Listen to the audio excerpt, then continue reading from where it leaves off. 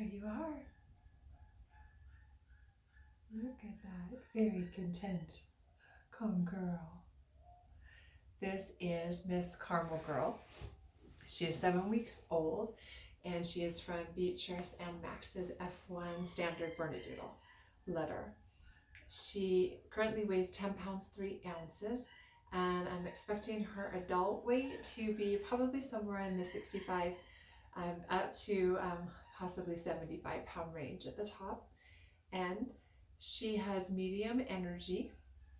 She has shown herself to be pretty calm when I'm working with her, which I really like to see. And she's likes to work. Once she realizes what we're doing, then she's got really, really good focus. She's really great at following me and sticking to me. Sometimes some of the puppies will start to get distracted with other things, and I like to run around and try to figure out if there's something else that might be a little more interesting. But this girl's really good about just sticking with me while we work through it. So it's kind of nice because then we get done fast. Makes it easier on me. She has a wavy coat with just some really fun little tufts that fluff up a little bit more. So I'm expecting her adult coat to be more wavy and maybe even with some very, very big loose curls. So her grooming needs will be probably about every 6 to 8 weeks, which is pretty average for a Bernedoodle puppy, with brushing at least weekly. A lot of that, again, depends on if her coat's longer, she's going to need more brushing, and if it's wet outside or she's getting into stickers, then she'll need more brushing so that she doesn't get matted. Her color is a traditional tricolor. So she's got the black coat, and then she's got lots of white. She has it on all 4 of her tips of her paws. Can we show your back legs, babe? There we go. And on the tip of her tail, right here. And then, of course, on her chest and her belly. You ready? Let's go. Can we show them? There you go. Good job. And then she's got some mostly on the right side of her muzzle and just a little bit going up into a really little blaze there. And she also has quite a few tan points. She's got tan on the front of her legs, which might end up being a little bit of a brindling once she gets her adult coat, which basically just means that it's going to be a little bit of varying colors in there.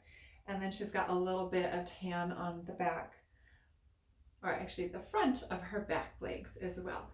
And then just a little bit, you can see a little bit more in her face, but it's very, very light up around the eyebrows and her ears. Let's see, what else should we say about you, huh? She, as far as when I'm working with her, she's done really good. I do lots of different, constantly introducing them to new things. Just not to scare them, but just to see how they will handle that. And basically what I'm gauging is whether or not they just tuck their tail between their legs and run away, so that's something we really need to work on, or do they get excited about it? Do they startle at first and then come back?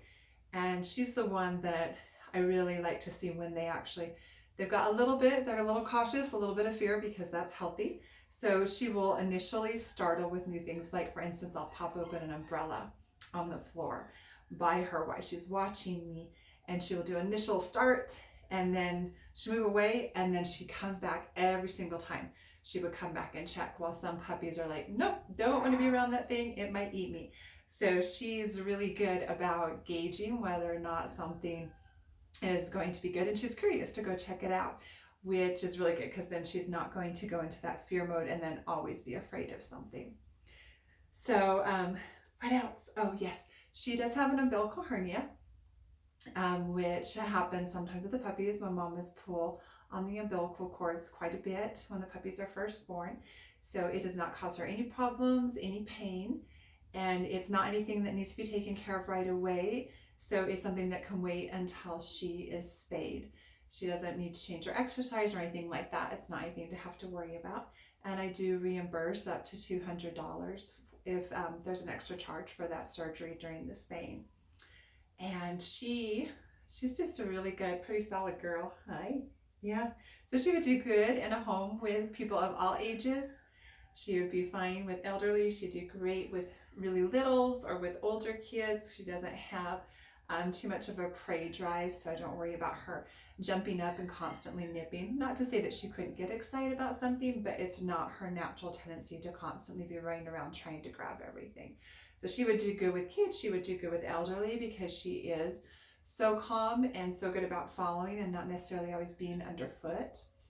And she's also great with our, introducing her to dogs that she hasn't met before, who are much larger than her, and she's been excited to do that. So she's good with other dogs, and she would do good with other pets in the home as well. Thanks, babe. I appreciate that. And she loves giving kisses. She gives good kisses. All right, and that's Miss Caramel Girl. Let's do one more close-up of you, babe.